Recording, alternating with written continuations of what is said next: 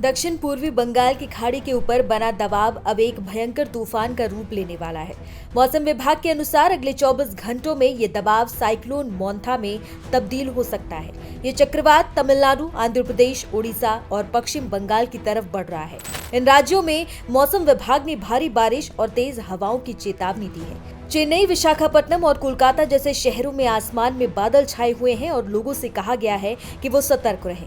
मछुआरों को विशेष चेतावनी दी गई है कि वो अगले कुछ दिनों तक समुद्र में ना जाएं, क्योंकि हवाएं 40 से 45 किलोमीटर प्रति घंटे की रफ्तार तक पहुंच सकती हैं। तटीय इलाकों में ऑरेंज अलर्ट जारी किया गया है और प्रशासन ने राहत और बचाव कार्यों के लिए टीमें तैनात कर दी हैं। ओडिशा सरकार ने बताया कि वो 28 अक्टूबर को संभावित चक्रवाती तूफान से निपटने के लिए पूरी तरह तैयार है। राहत केंद्र सक्रिय कर दिए गए हैं और लोगों को निचले इलाकों से सुरक्षित स्थानों पर पहुंचाया जा रहा है। मौसम विभाग का अनुमान है कि 27 अक्टूबर से अगले 3 दिनों तक राज्य में भारी बारिश हो सकती है, जिससे नदियां उफान पर होंगी और कई जगहों पर जलभराव की स्थिति बन सकती है। वहीं अरब सागर में बने एक और डिप्रेशन की वजह से गुजरात के सौराष्ट्र और कच्छ जिलों में भी मूसलाधार बारिश की चेतावनी जारी की गई है। भारत में जहां मोंथा का खतरा मंडरा रहा है, वहीं दुनिया के दूसरे छोर पर कैरिबियन सागर में एक और तूफान ने वैज्ञानिकों को हैरान कर दिया है। इसका नाम है ट्रॉपिकल स्टॉर्म मेलिसा। बाकी तूफानों की तरह ये तेजी से भाग नहीं रहा, बल्कि बेहद धीमी रफ्तार से रेंग रहा है।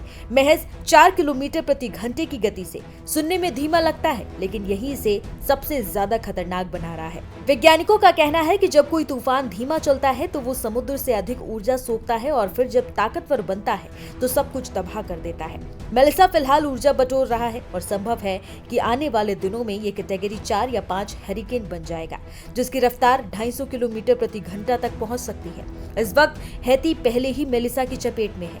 पिछले एक हफ्ते में कई लोगों की मौत हो चुकी है। राजधानी पोर्ट ऑफ प्रिंस में भूस्खलन हुआ है और कई जगहों पर फ्लैश फ्लड्स ने तबाही मचा दी है। पहाड़ी इलाकों में बड़े बड़े पत्थर टूट कर गिर रहे हैं और गांव तक पहुंचना मुश्किल हो गया है। वैज्ञानिकों का डर है कि अगर ये तूफान कैटेगरी 5 में बदल गया तो ये 1988 के हैरिकेन गिलबर्ट से भी ज्यादा विनाशकारी साबित होगा। हजारों घर तबाह हो जाएंगे, बिजली के खंभे टूट जाएंगे, हफ्तों तक बिजली और पानी की सप्लाई ठप रहेगी। जमैका, ईस्टर्न क्यूबा और साउदर्न बहामास जैसे देशों में हरिकेन वार्निंग जारी कर दी गई है। हवाई अड्डे बंद कर दिए गए हैं और सैकड़ों शेल्टर बनाए गए हैं ताकि लोगों को सुरक्षित जगहों पर पहुंचाया जा सके।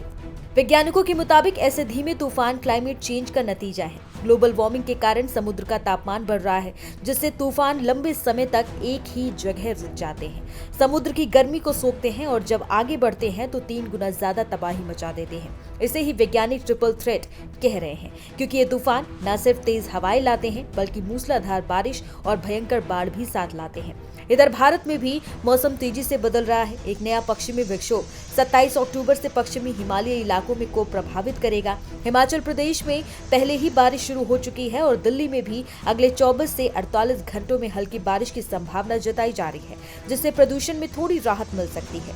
धरती हमें बार बार संकेत दे रही है कि अब वक्त है संभलने का। जब प्रकृति करवट लेती है तो उसकी शक्ति के आगे सब कुछ छोटा पड़ जाता है, चाहे वो भारत में उठता मोंथा चक्रवात हो या कैरिबियन सागर में रेंगता मेलिसा तूफान। दोनों हमें एक ही बातें याद दिलाते हैं कि प्रकृति के आगे इंसान नहीं, इंसानियत झुकनी चाहिए। समय आ गया है कि हम धरती की आवाज सुने, उसे समझें और अपनी आने वाली पीढ़ियों के लिए उसे बचा कर रखें।